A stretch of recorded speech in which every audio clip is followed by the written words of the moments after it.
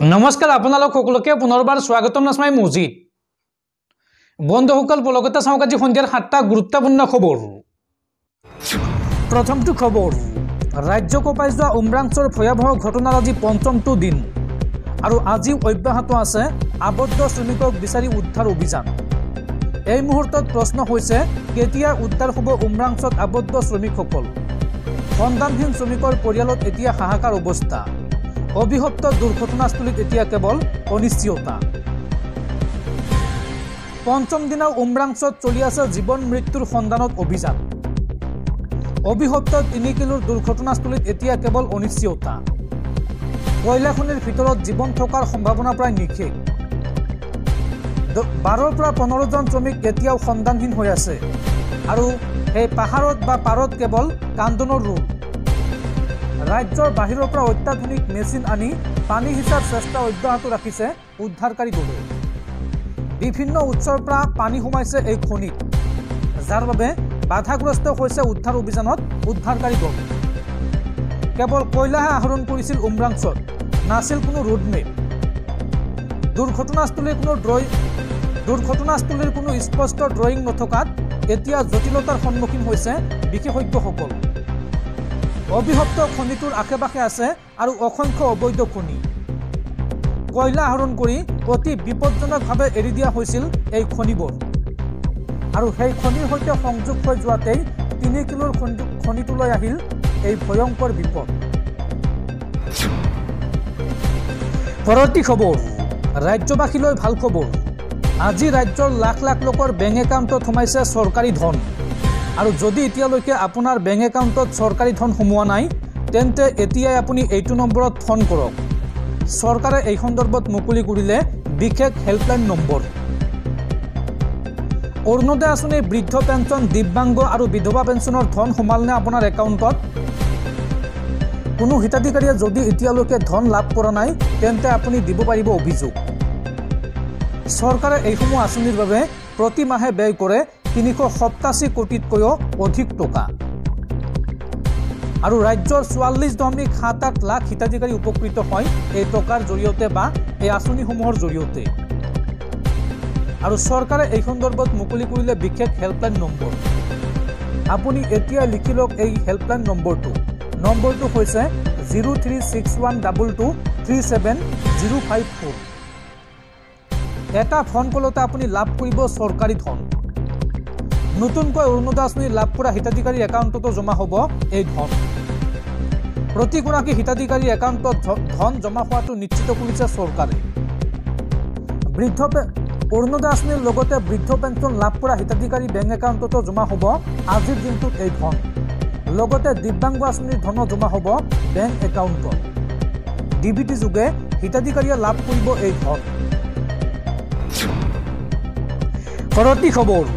গুৱাহাটীত পুনৰ ভয়ংকৰ ঘটনা গুৱাহাটীত পুনৰ ৰহস্যজনকভাৱে উদ্ধাৰ হৈছে এগৰাকী যুৱতীৰ মৃতদেহ গুৱাহাটীৰ ভাড়াঘৰত উদ্ধাৰ হৈছে এইগৰাকী বিপ্লৱী নাথ নামৰ যুৱতীগৰাকীৰ মৃতদেহ মৃত যুৱতীগৰাকীৰ ঘৰ গোৱালপাৰা জিলাত গুৱাহাটীৰ ৰুক্মিণী নগৰত ভাড়াতীয়া হিচাপে আছিল এইগৰাকী যুৱতী আৰু ভাড়াঘৰত উদ্ধাৰ হৈছে যুৱতীগৰাকীৰ মৃতদেহ ঘটনা সন্দৰ্ভত আৰক্ষী আৰম্ভ কৰিছে তদন্ত দৰ্শকসকল আৰু বহুতো গুৰুত্বপূৰ্ণ খবৰ আছে তাৰ আগতে আপোনাক জনাও যে যদি আপুনি এতিয়ালৈকে এইটো ভিডিঅ'ত লাইক কৰা নাই তেন্তে এতিয়াই ভিডিঅ'টোত লাইক কৰি দিয়ক আৰু এনেকুৱা ধৰণৰ ভিডিঅ'সমূহ নিতৌ চাবলৈ চেনেলটো ছাবস্ক্ৰাইব কৰি কাষত থকা বেল আইকনটো প্ৰেছ কৰি ৰাখক পৰৱৰ্তী খবৰ আমেৰিকাত ভয়ংকৰ বনজুই এফালৰ পৰা জ্বলিছে এখন প্ৰদেশ 1,80,000 লোকক দেশ এৰাৰ নিৰ্দেশ বনজুইত ভস্মীভূত হৈছে শ অট্টালিকা আৰু এই ঘটনাত এই পৰ্যন্ত 7 জন লোকৰ মৃত্যু হৈছে লগতে আবদ্ধ হৈ পৰিছে বহু লোক এফালৰ পৰা জ্বলিছে এখন প্ৰদেশ 1,80,000 লোকক দেশ এৰাৰ নিৰ্দেশ প্ৰশাসনৰ শ অট্টালিকা জ্বলি ভস্মীভূত হৈছে এই বনজুই এই ঘটনাত এই পৰ্যন্ত 7 জন লোকৰ মৃত্যু হৈছে লগতে আবদ্ধ হৈ পৰিছে বহু লোক আৰু মৃতকৰ সংখ্যা আৰু অধিক বৃদ্ধি পোৱাৰ সম্ভাৱনা আছে এই পৰ্যন্ত 64,70,35,000 টকাৰ সম্পত্তি ভস্মীভূত হৈছে এই বনজুইৰ ফলত জ্বলি ছাৰখাৰ হৈছে 5,300তকৈ অধিক প্ৰতিষ্ঠান আমেৰিকাৰ লছ এঞ্জেলছত ভয়ংকৰ বনজুই 30খন হেলিকপ্টাৰৰ জৰিয়তে এই জুই নিৰ্বাপনৰ চেষ্টা প্ৰশাসনৰ নতুন নতুন স্থানলৈ ভয়ংকৰভাৱে বিয়পিছে এই বনজুই কেলিফৰ্ণিয়াৰ সুউচ্চ পাহাৰৰ শিখৰলৈ বনজুইৰ প্ৰভাৱ দেখিবলৈ পোৱা গৈছে আৰু এই বনজুই নিৰ্বাপন কৰিবলৈ গৈ ভাগৰি পৰিছে অভিযানকাৰী দল পৰৱৰ্তী খবৰ দেশবাসীলৈ বেয়া খবৰ হেনলি পাছপোৰ্ট সূচাংকত পুনৰ পিছুৱালে ভাৰতৰ স্থান পূৰ্বৰ সূচাংকতকৈ 5টা স্থান পিছুৱাই 85 নম্বৰ স্থানলৈ অৱনমিত হ'ল ভাৰত আৰু বিশ্বৰ শক্তিশালী পাছপোৰ্টৰ তালিকাখনত এইবাৰ শীৰ্ষস্থান দখল কৰিছে ছিংগাপুৰে উল্লেখযোগ্য যে ভাৰতীয় পাছপোৰ্টৰে কৰিব পাৰিব বিশ্বৰ 57খন দেশলৈ ভিছা ফ্ৰী যাত্ৰা পৰৱৰ্তী খবৰ ৰাজ্য কঁপাই যোৱা ৰঙিয়াৰ ভয়ংকৰ কাণ্ড সন্দৰ্ভত 9 অভিযুক্তক গ্ৰেপ্তাৰ আৰক্ষীৰ ধৰ্মেন্দ্ৰ নাথ নামৰ যুৱকজনৰ নিথৰতে উদ্ধাৰ হোৱাৰ পিছতে ৰঙিয়াত সৃষ্টি হৈছিল উত্তপ্ত পৰিস্থিতিৰ বিজেপি নেতাৰ বিৰুদ্ধে ধৰ্মেন্দ্ৰ নাথ নামৰ যুৱকজনক হত্যাৰ অভিযোগ উত্থাপন হৈছিল আৰু ঘটনা সন্দৰ্ভত ইতিমধ্যে 9 অভিযুক্তক গ্ৰেপ্তাৰ কৰিছে আৰক্ষীয়ে ৰাজ্য কঁপোৱা ৰঙিয়াৰ হত্যাকাণ্ডৰ 9 অভিযুক্তক গ্ৰেপ্তাৰ ধৰ্মেন্দ্ৰ নাথ নামৰ যুৱকজনক হত্যাৰ অভিযোগত গ্ৰেপ্তাৰ কৰা হৈছে কেউজনক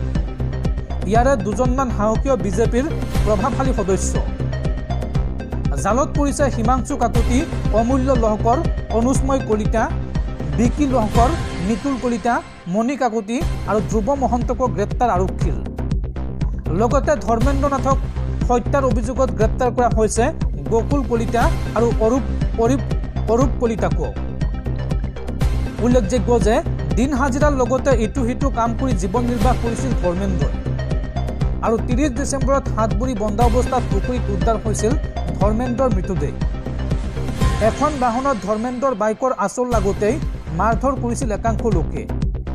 আৰু কেৱল মাৰধৰেই নহয় ধৰ্মেন্দ্ৰক অজ্ঞাত স্থানলৈ লৈ গৈছিল বাহনত অহা লোকে আৰু তাৰ পিছত প্ৰায় 5 দিন ধৰি সন্ধানহীন হোৱা 21 বছৰীয়া ধৰ্মেন্দ্ৰৰ মৃতদেহ উদ্ধাৰ কৰা হৈছিল পুখুৰীত ধৰ্মেন্দ্ৰক মৃত অৱস্থাত উদ্ধাৰৰ পিছতে খবৰ তুলিছিল ৰঙিয়া দোষীক শাস্তিৰ দাবীৰে ৰঙিয়া থানা ঘেৰাও কৰিছিল স্থানীয় ৰাইজে আৰু 9 অভিযুক্তক গ্ৰেপ্তাৰৰ পিছতে এতিয়া পোষ্টমৰ্টেম ৰিপৰ্টৰ অপেক্ষাত আৰক্ষী পোষ্টমৰ্টেম ৰিপৰ্ট আহিলেই 9 অভিযুক্তৰ বিৰুদ্ধে আৰক্ষীয়ে দাখিল কৰিব চাৰ্জশ্বিট পৰৱৰ্তী খবৰ চীনে ব্ৰহ্মপুত্ৰৰ ওপৰত নিৰ্মাণ কৰিব সৰ্ববৃহৎ নদীবান্ধ আৰু চীনৰ এই সৰ্ববৃহৎ নদীবান্ধক প্ৰতিহত কৰিবলৈ এইবাৰ সাজু হৈছে ভাৰত চৰকাৰ চি জিনপিং নেতৃত্বাধীন চীনা চৰকাৰে তিব্বতৰ ইয়াৰলুং চাংপো নদীৰ ওপৰত বিশ্বৰ সৰ্ববৃহৎ জলবিদ্যুৎ বান্ধ নিৰ্মাণৰ বাবে অনুমোদন জনাইছে এই নদীখনক অৰুণাচল প্ৰদেশত চিয়াং বুলি কোৱা হয় ইয়াৰ উপৰি ইয়াক অসমত ব্ৰহ্মপুত্ৰ আৰু বাংলাদেশত যমুনা বুলি জনা যায় তিব্বতীয় মালভূমিত নিৰ্মাণ কৰা এই বান্ধটোৱে ভাৰত আৰু বাংলাদেশৰ লাখ লাখ লোকক প্ৰভাৱিত কৰিব লগতে বান্ধটোৱে ভাৰতৰ ৰাষ্ট্ৰীয় সুৰক্ষা আৰু পৰিৱেশক প্ৰভাৱিত কৰিব সম্ভৱতঃ এই বান্ধটো আকস্মিক বান বা পানীৰ অভাৱৰ কাৰণ হ'ব পাৰে তদুপৰি এই যুদ্ধ ক্ষেত্ৰত চীনক এক গুৰুত্বপূৰ্ণ সুবিধা প্ৰদান কৰিব পাৰে এই সন্দৰ্ভত অৰুণাচল প্ৰদেশৰ উপমুখ্যমন্ত্ৰী সোনা মেইনে কয় যে চিয়াং বান্ধে চীনৰ বৃহৎ প্ৰকল্পৰ প্ৰতিৰোধ কৰিব এই বান্ধটো ৰাষ্ট্ৰীয় সুৰক্ষাৰ উদ্দেশ্যে নিৰ্মাণ কৰা হ'ব আমি প্ৰথমে এটা পিভিআৰ নিৰ্মাণ কৰিম যদি প্ৰকল্পটো লাভজনক প্ৰমাণিত হয় তেতিয়াহে বান্ধটো নিৰ্মাণ কৰা হ'ব উল্লেখযোগ্য যে অৰুণাচল প্ৰদেশৰ উজনি চিয়াং জিলাত প্ৰস্তাৱিত চিয়াং জলবিদ্যুৎ প্ৰকল্পত 11,000 মেগাৱাট বিদ্যুৎ উৎপাদন কৰাৰ সম্ভাৱনা আছে ইফালে চিয়াং বান্ধ প্ৰকল্পক লৈ তীব্ৰ বিৰোধিতা কৰিছে আৱাসীসকলে 350ৰো অধিক ব্যক্তি আৰু সংগঠনে ৰাষ্ট্ৰপতি দ্ৰৌপদী মুৰ্মুক বান্ধ জৰীপৰ বাবে অৰুণাচল প্ৰদেশলৈ প্ৰেৰণ কৰা অৰ্ধসামৰিক বাহিনী প্ৰত্যাহাৰৰ আহ্বান জনাইছে চিয়াং ইণ্ডোজেনাছ ফাৰ্মাৰ্ছ ফৰামৰ বেনাৰত কেইবাখনো গাঁৱৰ লোকে এই বান্ধটোৰ বিৰুদ্ধে প্ৰতিবাদ সাব্যস্ত কৰিছে তেওঁলোকে কয় যে প্ৰকল্পটোৱে হাজাৰ হাজাৰ লোকক স্থানচ্যুত কৰিব আৰু পৰিৱেশৰ ক্ষতি কৰিব ইফালে ব্ৰহ্মপুত্ৰৰ ওপৰত বৃহৎ বান্ধ নিৰ্মাণৰ চীনৰ পৰিকল্পনাই সমগ্ৰ পৰিৱেশ তন্ত্ৰক ভংগ কৰাৰ সম্ভাৱনা আছে এই সন্দৰ্ভত ভাৰতে ইতিমধ্যে বেইজিঙক ইয়াৰ উদ্বেগৰ বিষয়ে অৱগত কৰা বুলি অসমৰ মুখ্যমন্ত্ৰী হিমন্ত বিশ্ব শৰ্মাই জানিবলৈ দিয়ে